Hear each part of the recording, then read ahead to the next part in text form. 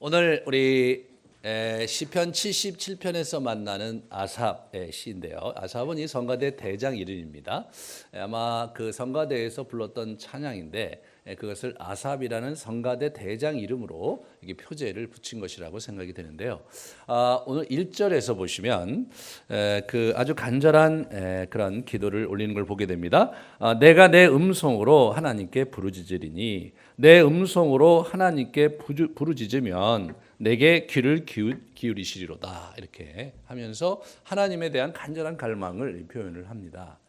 이러한 그 기도를 처음 시작할 때 하나님에 대한 기대와 자신이 간절히 하나님께 이렇게 올린다는 이러한 어구는 관용적으로 많이 쓰였는데 그 다음부터 있는 표현들이 사실은 기존의 웬만한 그 시편에 있는 다른 기도와는 많이 다른 것을 보게 됩니다. 왜냐하면 하나님께서 기도를 들어주시지 않으므로 그분께서 자신의 현실과 역사 속에서 자취를 감추시고 침묵함으로 시인이 기력을 잃고 시인이 의구심과 회의에 빠지는 이야기들을 쭉 이제 기록을 하고 있습니다. 우리가 인생을 살아가다 보면 참 여러 가지 그 환난과 어려움 속에서 우리가 이제 있게 되는 때가 있는데 그럴 때 하나님께 간절히 기도를 드려도 하나님께서 응답이 없을 때가 있습니다. 시인이 바로 그러한 상황을 맞닥뜨리고 있는 거죠. 지난 시간에 우리는 아주 특이한 감사헌금 제목을 보았는데 40일 동안 기도를 했는데 하나도 들어주시지 않은 하나님께 드리는 감사의 제목이 있었는데 오늘 이 기도문이 사실 그분에게도 아주 좋은 기도문이 되지 않을까 이렇게 생각이 됩니다. 우리 얼마나 이분이 힘들었냐면 굉장히 환난 중에 있었다고 스스로 얘기를 합니다. 2절에 나의 환난 날에 내가 주를 찾았다 그런 얘기를 하고 밤새도록 손을 들고 기도했다고 얘기를 하고 있습니다. 하나님께서 10절에 보시면 그 오른손을 거두었다 이렇게 나오거든요. 10절 표현 자체가 개역성경은 좀 어색합니다. 우리 새번역에 아주 원문에 가깝게 번역을 했는데요. 그때 나는 또 이르기를 가장 높으신 분께서 그 오른손을 거두시는 것. 하나님께서 오른손으로 권능을 베푸시거든요. 구약의 이제 표현들을 보면 오른손으로 권능을 베푸시는 겁니다. 그 권능을 베푸시는 오른손을 거두셨다는 것은 더 이상 하나님께서 역사에 개입하시고 기도에 응답하시지 않는다는 아주 상징적인 표현이죠. 4절에 그는 밤새도록 부르짖었습니다. 주께서 내가 눈을 붙이지 못하게 하시니 내가 괴로워서 말을 할 수가 없다. 이 눈을 붙이지 못하게 하셨다. 뭐 하나님께서 뭐 눈을 이렇게 해갖고 막 눈꺼풀을 완전히 잡아당기신 것이 아니겠죠.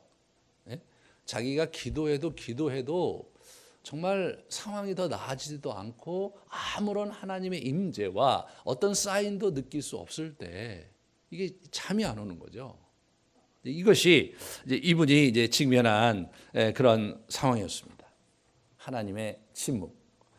이 시인이 지금 벼랑 끝에서 위기 상황 속에서 환난 상황 속에서 이제 망하는 것이 전부인 미래 상황 속에서 하나님께 기도드렸는데 그 벼랑 끝에서 하나님이 침묵하시는 겁니다. 그래서 이 시인은 상심하고 기력을 잃었다 이런 표현을 3절에 이렇게 합니다. 이제 3절에 이렇게 보시면 내가 하나님을 기억하고 불안하며 이게 참 이게 하나님을 기억하는데 여러분 불안해요. 이 근심 번역이 좀 이상한데 내 심령이 상했도다. 생각하고 묵상하는데 심령이 상했다 이런 표현을 써요. 이게 이제 우리가 좀 번역을 4절 번역을 다른 번역을 보도록 하겠습니다. 네, 이 새 번역에 보면 이렇게 이게 더 원어에 가까워요. 내가 하나님을 기억하면서 한숨을 짓습니다. 주님 생각에 골멸하면서 내 기운은 쇠약해 갑니다.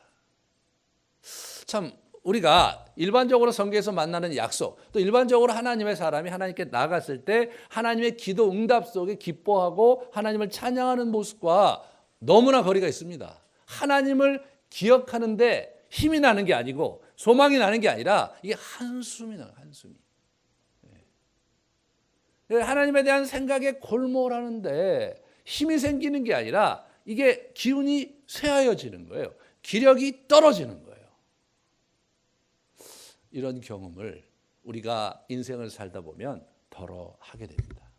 정말 이 순간은 하나님께서 꼭 도와주실 것이라고 믿고 또 자기 나름대로 여러 상황을 봐서라도 하나님께서 뭔가 있으실 것 같은데 움직이지 않으시고 침묵하시기만 한다고 느껴질 때 어렵습니다. 문제는 뭐냐면 하나님께서 기도를 안 들어주시고 나에게 역사하지 않는다. 그럼 말지 뭐. 그리고 우리가 이렇게 교회도 떠나고 신앙을 떠나고 그럴 수도 있잖아요 우리가. 그런데 이 시인은 그게 안 되는 거예요. 내 안에 하나님에 대한 갈망이 여전히 생생하고 그리고 정말 하나님과 함께 그리고 하나님의 약속을 붙잡고 이 땅을 살고 싶은 갈망이 너무나 간절한데 그게 좌절되는 겁니다. 그게 좌절될 때 갖는 어려움이죠. 이 메마름 속에서 이 황량함 속에서 그 사진을 제가 첫 번째 사진을 거기다 해놨는데 한번 우리 그 상징적으로 제가 생각할 때 시인의 상황이 저런 상황이라고 생각이 됩니다. 아주 막막한 사막에서 아주 황폐한 땅에서 정말 하늘을 바라보고 구름도 있는데 비는 안 내리고 그 어느 곳에도 오아시스도 보이지 않고 투벅투벅 이제 자기 길을 가는데 앞이 안 보이는 광야를 이분이 가고 있다. 이렇게 생각이 됩니다. 그런 상황 속에서 이분이 이제 어려운 얘기를 이제 2절에 해요. 내 영혼이 위로받기를 거절했다 이런 얘기를 합니다. 위로받기를 거절했다. 이제 말로 이런저런 얘기하면서 그렇게 좋은 말로 이렇게 위로하고 좋은 말로 격려하는 거 나 그거 원치 않는다. 우리가 고통이 너무 심하면요. 그러면은 사람들이 와서 자기 나름대로는 이제 위로한다고 하는 말인데 그 말이 더 싫을 때가 있잖아요. 그냥 그런 거 아니었으면 좋겠다. 그냥 가만히 있었으면 좋은데 자꾸 와서 말을 시키면 그게 귀찮죠. 이분이 지금 그냥 하나님께서 나에게 자기가 기도하는 바 근본적인 문제를 해결해 주시지 않는다면 이거는 소소한 위로는 받고 싶지 않다. 이게 이분이 어디까지 갔는지를 알 수가 있고요. 할 말이 없다는 얘기를 4절에 하고 있습니다. 그러면서 이분이 자기의 과거에 하나님께서 자기 인생에 허락하신 그런 여러 가지 과거의 행적을 이렇게 보면서 자신의 현실을 보니까 이게 그냥 계속해서 의구심과 의욕과 불안함이 이렇게 자꾸 올라오는 거예요. 그래서 이분이 그 6절서부터 9절까지 이렇게 쭉 자신이 갖고 있는 질문을 계속 던지는데 이 회의의 질문을 던집니다. 사실 여러분과 제가 인생의 어려운 골짜기에서 던지는 질문들이 여기 이렇게 리스트업 돼 있어요. 이렇게 목록이 쫙 나와 있어요. 한번 같이 보겠습니다. 주께서 영원히 버리실까? 이런 거부감. 나를 버리신 건 아닐까? 다시는 은혜를 베풀지 아니하실까? 의구심. 그의 인자하심이 영원히 끝났는가? 벌어질 것 같은 두려움. 그의 약속도 영원히 폐하였는가? 그 수많은 언약의 말씀이 이제는 끝인가? 하나님께서 은혜를 베푸시는 일을 잊으신 것은 아닐까? 그분이 나를 거부하시고 그리고 나를 이제 버리신 것은 아닐까? 라는 그 야속함. 노하심으로 그의 긍휼을 그치셨는가? 그분이 나에게 진노하셨기 때문에 이런 일이 벌어진 건 아닐까?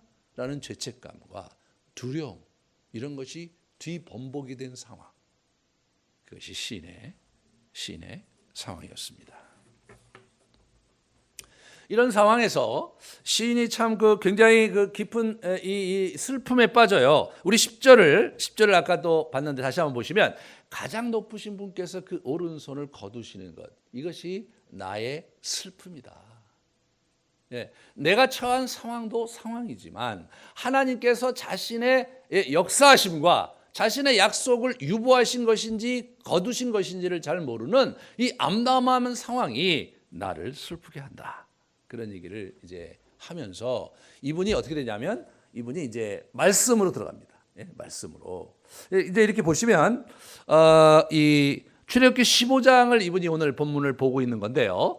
15장에 이렇게 보시면 여호와여 주의 오른손이 권능으로 영광을 나타내시나이다. 여호와여 주의 오른손이 원수를 부수나이다. 이 오른손이 권능을 나타냈고 오른손이 원수를 부쉈고 오른손을 들으니 땅이 그들을 삼켰고 이런 표현이 이제 출애굽기 15장에 나오는데 이 표현을 이분이 이제 이렇게 지금 묵상하고 있는데 그걸 보면서 마음이 힘들어진 거예요. 이 구원의 권능의 오른손은 어디 갔는가? 왜 나는 이런 비참한 현실 속에 있어야 되고 끝모를 기다림에 파묻혀야 하는가? 이것이 시인이 갖고 있었던 어려움이었습니다. 이런 상황 속에서 우리가 어떻게 그러면 대처해야 되는가? 이런 복잡한 심사 속에서 어떻게 우리가 대처해야 되는가? 세상 사람들이 나를 미워하고 이 세상의 환경이 나를 힘들게 한다면 버틸만 한데 나의 궁극적인 위로자이시고 나의 인생의 전부를 거신 그분, 그 하나님 당사자가 침묵하는 상황은 사실 견디기 어려운 것이고요. 돌파구를 찾기가 아주 고통스럽죠. 우리가 첫 번째로 뭘 해야 되냐면 인간이 자기 인식의 능력에 한계가 있다는 것을 우리가 잘 살펴야 됩니다. 정말 하나님이 안 계시고 하나님이 권능의 오른손을 거두신 것인가, 아니면 내가 그것을 느끼지 못하는 것인가, 내가 인식하지 못하는 것인가, 이런 부분들을 잘 살펴야 됩니다. 사실 하나님의 임재와 하나님의 권능은 없어진 적이 없고 늘 상존했죠. 다만 그분의 스타일과 그분의 일정표대로 움직일 뿐인데 우리는 우리가 원하는 장면에서 우리가 원하는 스타일로 그분의 오른손이 움직여지기를 기대하기 때문에 이 간극이 생기는 것이죠. 우리가 이러한 간극에서 우리의 이러한 무너진 감정과 하나님에 대한 원망과 하나님에 대한 회의를 우리가 잘 다루지 못한다면 우리가 악한 영의 먹잇감이 되면서 우리가 실족하게 되고 우리가 어려움을 당하게 됩니다. 실제로 그런 문제가 사실 일반적으로 우리 영적 여정에서 비일비재해요. 그래서 신앙생활 같이 하시다가 실족하시고 그런 경우를 우리가 이제 만나는데 예수님께서 이 문제에 이게 굉장히 주목을 하셨어요. 그 실족에 대한 얘기가 누가복음 7장 23절에 나오는데 누구든지 나로 말미암아 실족하지 아니하는 자는 복이 있다 이렇게 말씀하셨어요. 저게 어떤 장면에서 나온 말씀이냐면 세례 요한이 자기가 이제 감옥에 갇혔어요. 그래서 이제 헤롯을 이렇게 욕하다가 비난하다가 지하 감옥에 갇혀 있는데 굴 속에 갇혀 있는데 예수님께서 사실은 거기에 대해서 아무런 조치를 취하시지 않은 채 방치하고 있고 제자들이 와서 여러 가지 얘기 끝에 제자들을 보냅니다. 제자들이 보내서 예수님께 무슨 질문을 하냐면 오실 그이가 당신이십니까? 이런 질문을 해요. 네, 그런 질문을 합니다. 그러니까 이분이 자기가 메시아인 것을 이렇게 세례 주면서 하늘에서 성령이 비둘기같이 임한 것을 본 장본인임에도 불구하고 그것 자체에 회의하고 있는 거예요. 그런데 이제 어떤 학자들은 그게 그 세례 요한이 회의를 한 게 아니라 제자들이 막 회의를 많이 하니까 그렇게 한 거다라고 세례 요한을 두둔하는데 그 문맥에서 보시면 우리 예수님의 메시지는 세례 요한을 향하고 있지 그 제자들을 향하고 있지 않습니다. 예수님은 저와 여러분이 실족할 수 있다는 것을 아셨어요. 세례 요한과 같은 사람도 실족하는 거죠. 우리가 이 공중의 권세 잡은 자의 악한 영이 지배하는 세상에 살고 있기 때문에 실족할 수 있는 겁니다. 그런데 예수님께서 뭐냐면 실족했을 때 일어나는 데는 뭡니까? 우리의 책임이 있다는 것을 언급하시는 거죠. 자, 실족하지 아니하는 자 나로 말미암아 복이 있을 것이다. 너희가 실족하느냐? 내가 도와줄 것이다. 이런 얘기를 하시는 게 아니에요. 실족하지 않도록 자기를 지켜내는 자에게 복이 있을 것이라는 겁니다. 이 신약에 오면 인내에 대한 얘기를 많이 합니다. 왜냐하면 우리가 하나님께서 역사하시는 것을 기다리는 게 어려울 때가 있잖아요. 이 인내, 기다림이란 인내는 사실 우리 그리스도인의 영적 여정에서 굉장히 중요한 덕목입니다. 그 인내를 통해서 우리를 연단하시고 우리를 키워가시는 하나님의 섭리가 거기에 있거든요. 우리가 함께 로마서 5장을 같이 먼저 보면 환난은 인내를, 인내는 연단을, 연단은 소망을 이루는 줄 알미로라 이렇게 얘기를 합니다. 그래서 이 환난은 인내를 가져오고 인내는 연단을 가져온다. 이게 이제 아브라함의 인생에서 우리 로마서의 그 사도 바울이 저걸 쭉 그 패러다임을 추출해낸 것인데, 환난은 우리에게 환난이 오면 인내 속에서 연단을 이루어야 되는데, 연단은 영어로 proven character예요. 검증된 성품입니다. 그러니까 인내 속에서 우리 안에 다듬어져야 되는 성품이 있는 거예요. 그 성품이 다듬어지면서 하나님께 순종하고 하나님 나라를 간절히 열망하는 우리의 자세를 우리가 잘 견지한다면 어떻게 되냐면 소망을 이루게 된다는 거예요. 그래서 우리가 저 두 단계, 인내와 연단의 단계를 거쳐야 소망이 있는 거거든요. 하나님의 축복은요, 그냥 하늘에서 이렇게 복권 당첨되면 와르르 돈이 떨어지듯이 그렇게 오는 거는 아니에요. 그렇게 오는 것은 뭐냐면 예수 믿을 때의 은혜로 구원받는 것 외에는 없습니다. 우리가 하나님께 예언되고 약속된 축복을 우리가 누리는 데 있어서는 성경의 가르침이 뭐냐면 그에 마땅한 자격이 구비되고 그가 가야 될 길을 갔을 때, 그럴 때 하나님께서 소망 속에서 축복을 보여주신다는 얘기가 성경의 일반적인 원칙입니다. 자, 그리고 우리가 이제 이 히브리서 저자의 얘기 들어오면 너희에게 인내가 필요하면 너희가 하나님의 뜻을 행한 후에 약속하신 것을 받기 위함이다. 하나님의 약속을 받기 위해서는 인내의 시간을 견디면서 그걸 부여받게 된다는 것이다. 그 과정 없이 하나님의 약속이 떨어지는 것은 아니라는 얘기를 하고 있어요. 그 다음에 이렇게 보시면 야고보서에 보면요, 너희가 여러 가지 시험을 당하거든 온전히 기쁘게 여기라. 이는 너희 믿음의 시련이 인내를 만들어내는 줄 너희가 알미라. 이 믿음의 시련, 야, 이거 하나님께서 나하고 함께 하시는 거 맞는가? 내가 이거 신앙생활 제대로 하는 거 맞아? 내가 이게 정말 기독교라는 이 신앙을 내가 계속해서 고수할 필요가 있는 거야? 라는 질문을 우리가 던질 수 있잖아요. 그죠? 그런데 이 믿음의 시련이 인내를 만들어내는 줄을 너희가 알아야 된다. 인내를 온전히 이루라. 이는 너희로 온전하고 구비하여 조금도 부족함이 없게 하려 합니다. 그래서 우리가 이렇게 온전히 온전히 이루어서 우리가 잘 구비된다는 거예요. 그래서 뭐예요? 조금도 부족함이 없게 하리라. 하나님의 축복을 받기에 부족함이 없고 하나님의 쓰임 받기에 부족함이 없는 자로 준비되는 데 있어서는 인내라는 과정이 반드시 필요하다는 그러한 이야기를 우리에게 들려주고 있는 겁니다. 그 다음에 야고보서 5장을 보시면 보라. 그 인내하는 자를 우리가 복되다 하나니 너희가 욥의 인내를 들었고 주께서 주신 결말을 보았거니와 이렇게 나옵니다. 그래서 인내하는 자가 뭐예요? 복된 겁니다.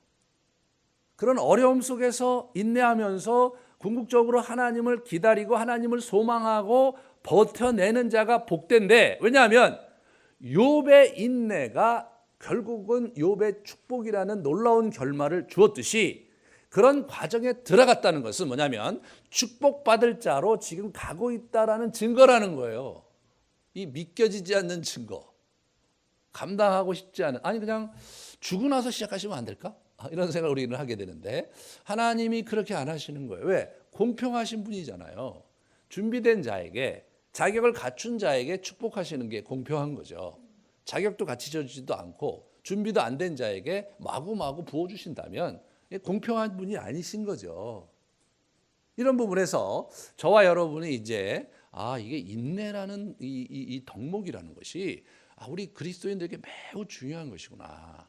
그리고 그 인내하는 과정 속에 자기의 모난 것이 이렇게 갈고 닦아지고 자기의 내면에 부족한 부분이 채워지고 구비되는 과정, 그 내면이 성숙하는 과정, 그게 인내라는 과정 속에서 그렇게 되는 거로구나.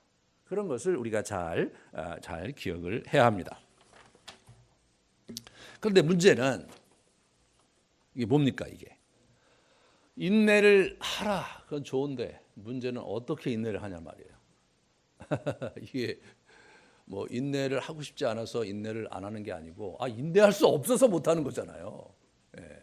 인내가 그냥 저기 나무 위에 꼭대기에 인내가 달려 있으면 올라가서 인내를 따먹으면 그런 거는 좀 해볼 수가 있는데 인내라는 녀석은 이게 좀 다루기가 어렵고 붙잡기도 매우 어려워요.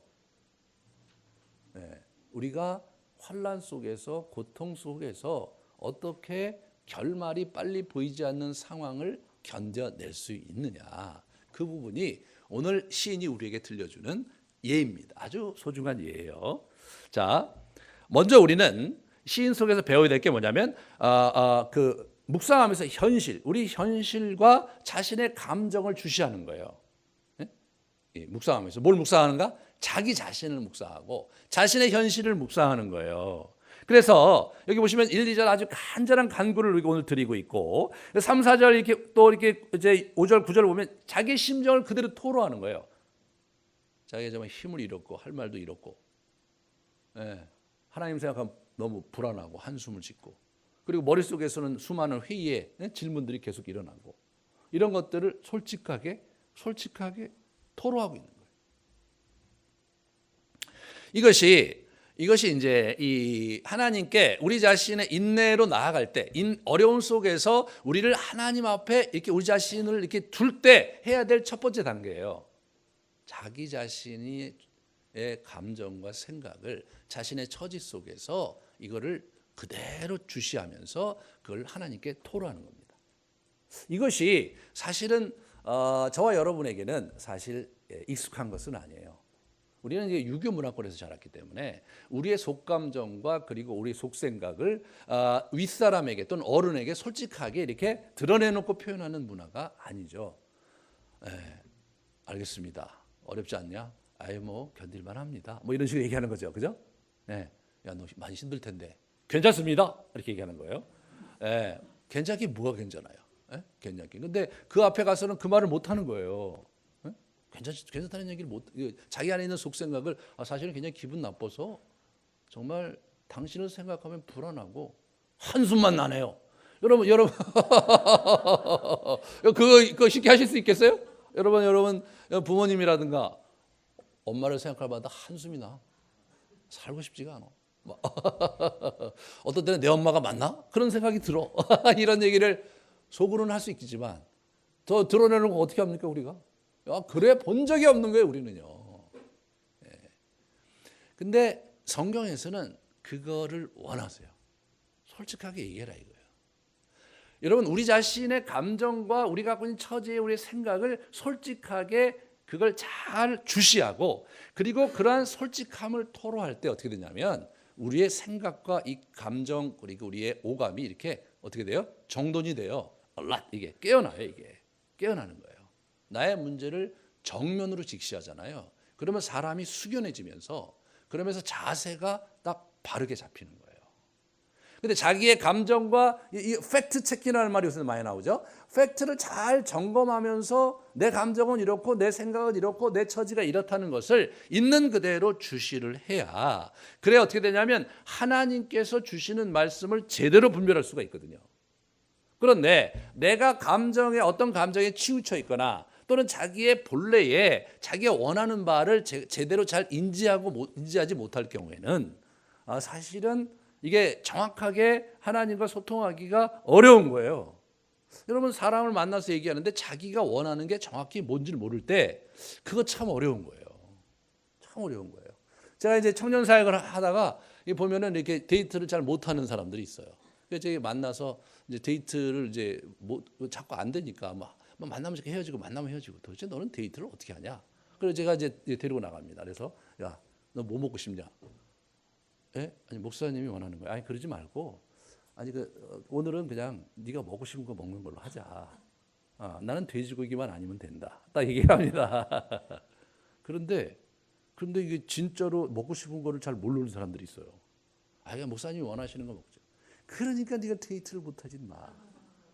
기본적으로 데이트라는 것은 자기의 원하는 바가 뭐고 자기 감정이 뭔가를 이거 나눠야 되는데 원하는 게 뭔지를 모르는 거예요. 숙제가 뭐냐? 먹고 싶은 거 만들어 오기. 숙제. 다음에 네가 돈 낼 테니까 네 경제 규모에 맞춰서 가져와요. 자, 여러분 웃으시는데 굉장히 많습니다. 굉장히 많아요. 자기의 감정선을 분명히 인지하지 못한 사람이 다른 사람을 섬길 때 반드시 문제가 생깁니다. 본인은 선한 의도로 상대방에게 행동을 하는데 상대방은 다르게 느낄 수 있잖아요. 다르게. 그 조율이 잘 안 돼요. 그래서 관계하면 관계할수록 어려워진 관계로 전락하기가 쉽죠. 하나님과의 관계도 마찬가지입니다. 우리 자신의 감정과 우리가 갖고 있는 생각이 좀 이렇게 정돈이 돼야 돼요. 하나님, 나는 이런 부분에서 너무 이게 힘들고 내 생각이 이런데 하나님 여기 말씀해 주십시오. 그리고 그게 돼야 돼요. 그게 돼야 돼요.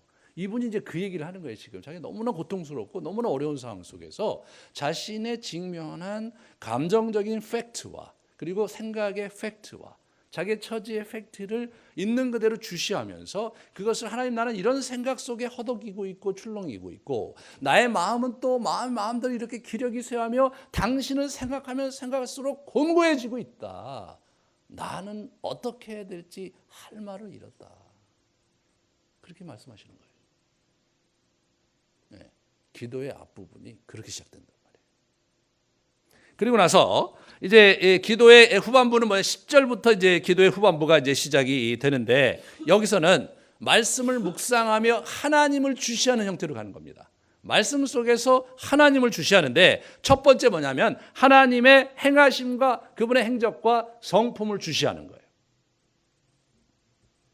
그래서 오늘 본문에 나와 있는 그런 부분들을 이제 같이 보시면 11절을 보시면 여호와의 일들을 기억하며 주께서 옛적에 행하신 기이한 일들을 기억하나이다. 이런 얘기를 하죠. 자, 또 13절부터 보시면 하나님이여 주의 도는 극히 거룩하오니 하나님과 같이 위대하신 신이 누구오니까 주는 기이한 일을 행하신 하나님이시라 민족들 중에 주의 능력을 알리시고 주의 팔로 주의 백성 곧 야곱과 요셉의 자손을 속량하셨나이다. 이런 부분을 얘기를 하는데 이게 지금 어디에 나오는 얘기냐면 출애굽기 15장 11절부터 13절에 나오는 얘기와 유사하죠. 여호와여 신중에 주와 같은 이가 누구니까.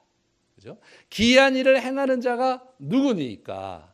주께서 오른손을 드신즉 땅이 그들을 삼켰나이다. 주의 인자하심으로 주께서 구속하신 백성을 인도하시되. 굉장히 유사하죠.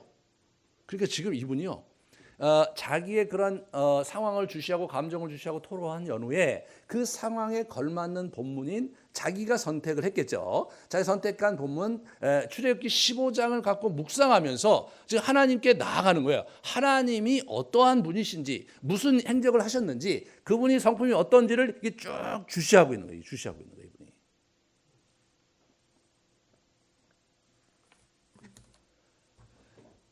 여기서 이제 이분이 이제 그렇게 주시하면서 뭐냐면 이제 본문에 들어가서 쭉 묵상을 해요. 묵상하는 것이 이제 그 내용이 16절부터 19절에 나오거든요. 굉장히 주관적인 묵상으로 들어갔어요. 하나님이여 물들이 주를 보았나이다. 물들이 주를 보고 두려워하며 기쁨도 진동하였고 구름이 물을 쏟고 궁창이 소리를 내며 주의 화살도 날아갔나이다.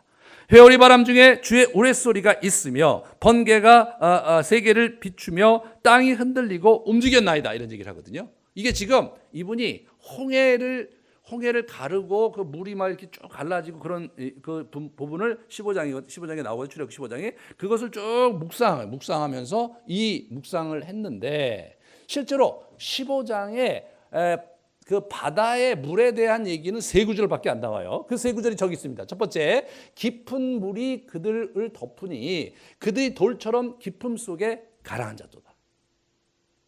주의 홑김에 물이 쌓이되 파도가 언덕같이 일어서고 그 물이 바닷 가운데 엉기니이다. 주께서 바람을 일으키심에 바다가 그들을 덮으니 그들이 거센 물에 납같이 잠겼나이다. 저게 이 사람이 묵상한 본문이에요. 이 사람이 묵상한 본문인데 저 본문의 내용과 오늘 본문을 보면 너무나 거리가 있죠. 다른 내용 같아요. 다른 내용 같아요. 그래서 여러분 이렇게 보시면 물들이 주를 보고 뭐 이런 표현은 그래도 인격적이라 그렇다 치고 구름이 물을 쏟고 궁창이 소리를 내며 주의 화살도 이런 얘기 안 나오거든요. 그 다음에 회오리 바람이 주의 우레소리를 냈고 번개, 이거 없어요. 번개 없었어요. 그게 갑자기 등장하는 거예요. 아, 그러면 이게 지금 15장을 묵상하다가 딴 걸 묵상을 했나? 그렇게 생각해 보면 그것도 한데, 근데 20절에 가면 그것도 아니에요. 주의 백성을 양떼같이 모세와 아론의 손으로 인도하셨나? 이거 뭐 맞네. 그럼 출애굽기 맞네.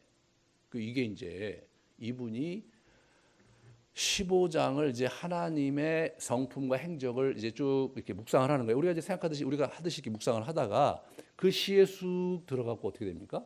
지금 이게 어느 또 다른 이게 감정의 세계로 넘어가신 거예요, 이분이요.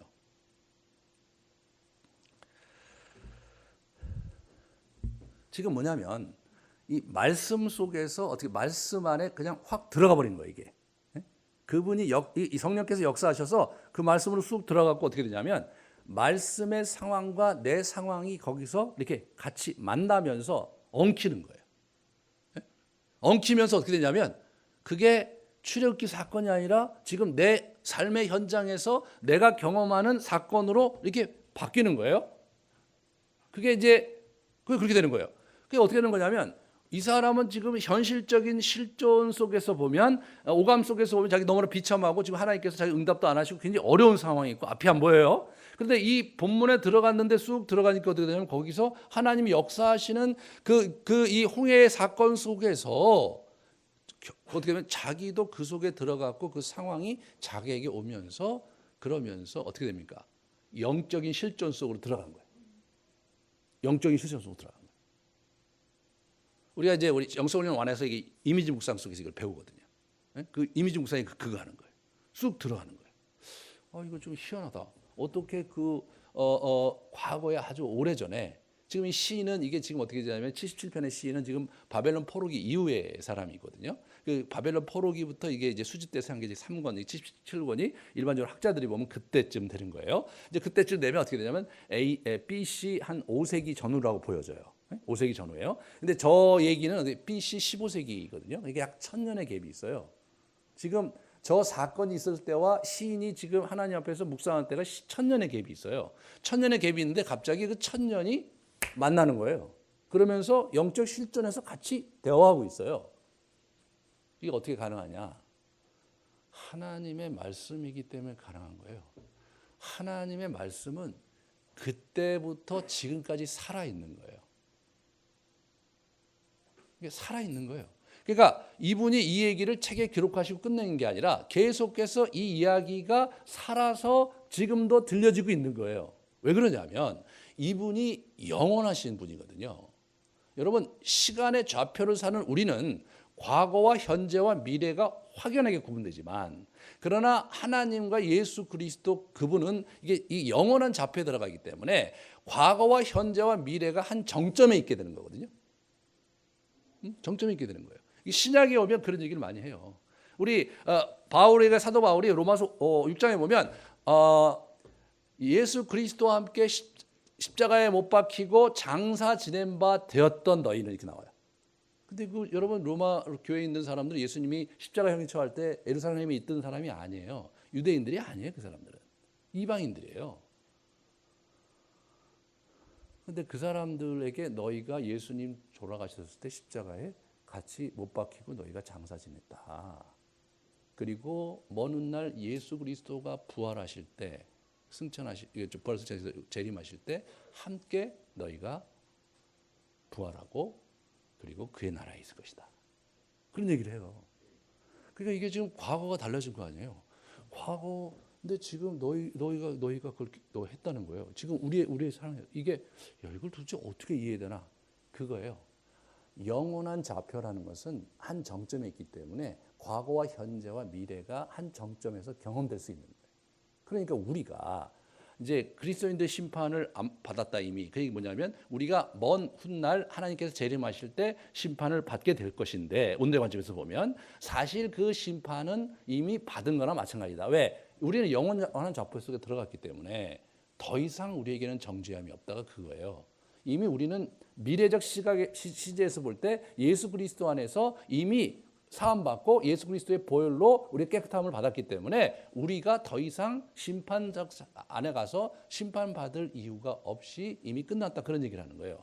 자, 이런 성경의 어법을 잘 고려해 보신다면 이게 지금 무슨 말인지를 아셔야 돼요. 그러니까 영적인 실존이 같이 있는 거죠. 우리 현실적인 실존이 있잖아요. 현실적인 실존을 이렇게 보고 여러분 보고 이렇게 찬양하고 제 설교 듣고 이제 우리 삶의 정황이 있는 게 현실적인 실존이죠. 우리는 그 현실적인 실존 감각 속에 살아요. 그런데 시인은 지금 영적인 실존이 감지되지 않고 있죠. 영적인 실존을 느끼고 감각할 수 없는 상황이죠. 그분이 침묵하신 상황인 거예요. 나를 버리셨는가? 이제 더 이상 긍휼을 베푸시지 않으려고 했나? 언약이 이제 끝난 건가? 이런 의문이 계속 생기는 거는 뭐냐면 하나님의 임재가 느껴지지 않는 거 아니에요. 영적인 실존이 느껴지지가 않는 거잖아요. 그런 상황 속에서 시인은 그 출애굽기 15장 본문을 묵상하면서 하나님의 하신 행적과 그의 성품을 묵상하면서 되뇌이면서 쑥 들어가다가 어느 한순간에 클릭이 되면서 그 상황 속에 들어간 거죠. 영적 실존 속에 들어간 거예요. 그래서 어떻게 여러분 19절 20절에 이렇게 바뀌어요. 주의 길이 바다에 있었고 주의 곧은 길이 그 물에 있었으나 주의 발자취를 알 수가 없었나이다. 우리 그 맨 마지막에 사진 좀 보여주실래요? 시인의 제가 상상한 건데 이런 상황이라고 생각이 돼요. 이 시인이 바다를 보는 거예요. 참 이게 막막하죠. 마치 모세가 바다를 앞에 보고 저쪽 뒤에는 우리 애굽의 군대들이 쳐들어오고 있고 지금 막 백성들은 아우성하고 있고 난리예요. 근데 모세처럼 한번 이렇게 보시면 여러분 무슨 생각을 해서 저기서 저쪽 뒤에는 지금 저 친구들이 초대 강국의 그 정예병들이 지금 쫓아오고 있고 지금 여기 있는 백성들은 지금 살려달라고 아우성하며 원망하고 있고 그리고 저 앞을 바다를 보니까 저거잖아요. 저거예요.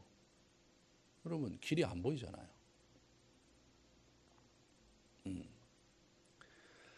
이 무슨 얘기하냐면 분명히 바다에 길이 있었고 주의 곧은 길이 큰 물에 있었으나 분명히 이제 보면 나중에 보면 길이 생겨요 저기. 하지만 어떻게 됩니까?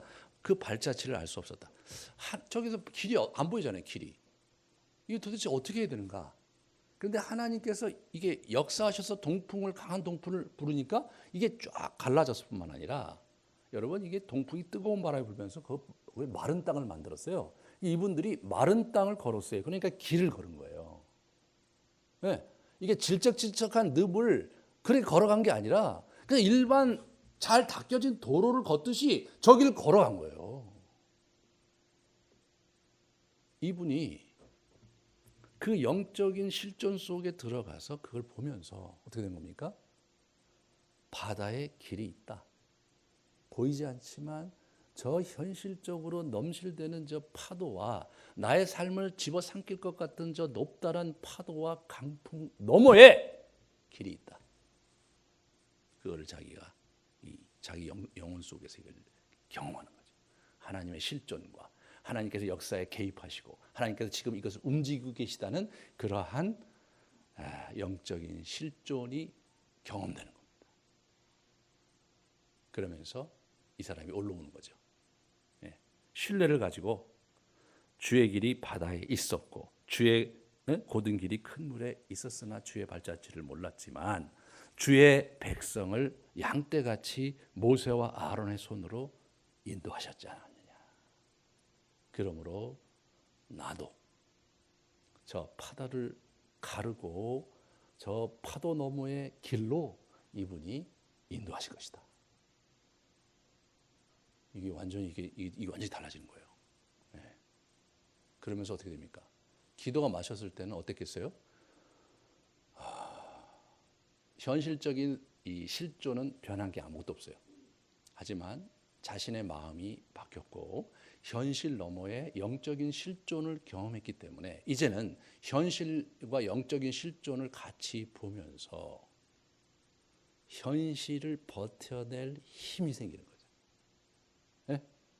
저 파도 앞에서 멈춰서 기다릴 힘이 생기는 거예요. 그러면서 어떻게 됩니까?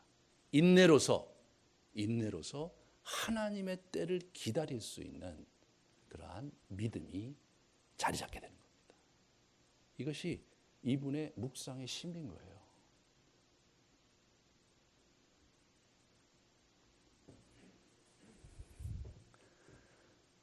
이게 기독교 영성에서 굉장히 중요하고 심오한 부분을 제가 같이 나누고 있는 건데, 실제로 이제 여러분들이 이제 그 복음서에서 그 이미지 묵상을 하고 그런 훈련을 할 때 더러는 많은 분들이 그걸 경험하세요. 예? 예수님께서 살아계시고 또 자기에게 오감으로 느껴지기도 하고 거기서 자기의 말씀하시는 것을 듣기도 합니다. 근데 조금 더 열심히 해보시면요, 그게 자주 그런 일이 일어납니다. 하나님은 지금도 하나님의 말씀 속에서 자신의 영적 실존 세계를 보여주시고 경험하게 해주실 뿐 아니라 우리의 삶 속에 말씀하고 계시다는 겁니다. 이것이 우리가 전통적으로 말씀 속에서 하나님을 경험하고 하나님을 만나고 하나님과 대화한 이게 프로세스였던 거예요. 과정이었던 거예요.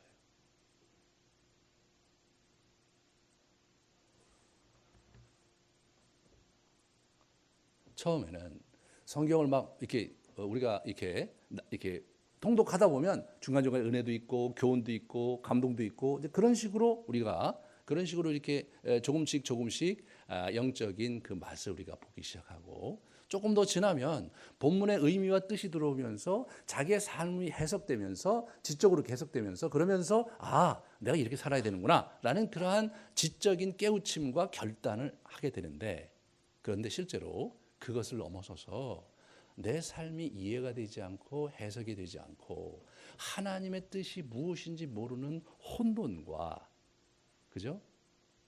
암흑 속에 던져질 때 우리는 어떻게 그 길을 갈 수 있는가?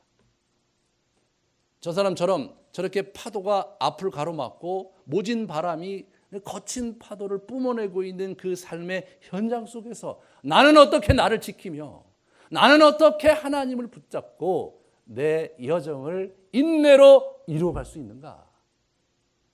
그것은 하나님의 말씀을 묵상하는 그 비밀 속에, 그 체험 속에, 그 신미 속에 길이 있는 것입니다. 반드시 여러분이 그 세계에 들어가기를 원합니다.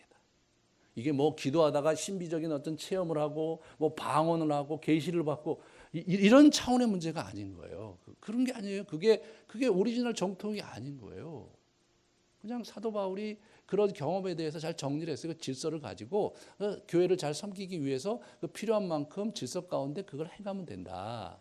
사도 바울의 가르침 속에 더 많은 부분이 하나님의 말씀, 구약과 신약을 통달하는 하나님의 말씀의 원리를 가지고 살아야 할 것을 얘기하시거든요.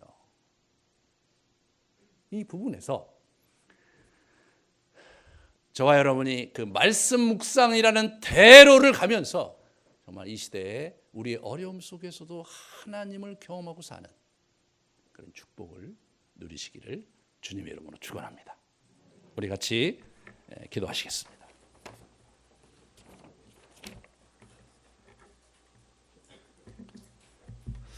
조금 어려우셨을지 모르겠습니다. 네, 우리 같이 좀 기도하면서 시인의 한번 기도 방식대로 한번 해보겠습니다. 먼저 우리 자신을 주시합시다. 최근의 어려움과 또 최근의 좀 상황 속에서 자신의 감정이 어떠하며 또 자신의 생각이 어떠한지, 자신의 처지가 어떠한지를 가만히 묵상해 보면서 여러분 마음 가운데 있는 생각과 감정을 주님께 이렇게 아뢰고 토로하는, 솔직하게 고백하고 솔직하게 주님께 이야기하는 그렇게 기도를 시작할 수 있기 바랍니다. 잠깐 묵상하겠습니다.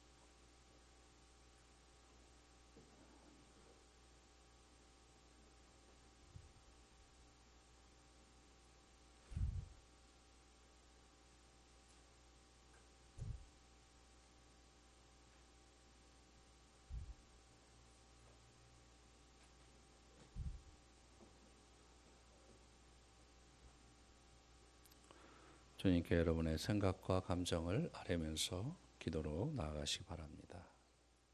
기도하시겠습니다. 주님, 우리를 긍휼히 여겨주십시오. 우리를 사랑하시고 진솔한 대화와 교제를 아버지 나누기 위해 이 땅에 오셨는데 우리가 여전히 참으로 목매하고 여전히 준비가 돼 있지 않아 주님과 대화하는 데 서툴기 짝이 없습니다. 아버지, 우리를 불쌍히 여겨주시고 아버지 시편 77편의 아버지 시인처럼 솔직하게 당신께 나아가 당신의 은혜를 맛보는 자 되도록 도와주시옵소서. 다음 주에 저희가 기도할 때 역사하시고 우리의 영혼을 새롭게 하시며 새로운 소망을 붙들 수 있도록 하여 주시옵소서. 이제는 우리 가운데 오셔서 기꺼이 자신의 몸을 주심으로 우리에게 아버지 은혜의 자리에 나아갈 수 있도록 초대해 주신 예수 그리스도의 하염없는 사랑과 우리에게 당신의 놀라운 축복을 보여주기 위해서 주시기 위해서 환난 속에서 인내의 삶을 살게 하시며 궁극적으로 복을 주시기 원하시는 하나님의 아름다우신 경륜과 늘 우리 마음에 힘을 주시고 능력을 주시고 아버지 우리의 길을 온전히 갈 수 있도록 붙들어 주시는 성령의 위로와 교통하심이 이 자리에 고개 숙인 형제자매들 머리 위에 우리의 자녀들 위에 이 아름드리 교회 위에 이제로부터 영원토록 함께 있을지어다.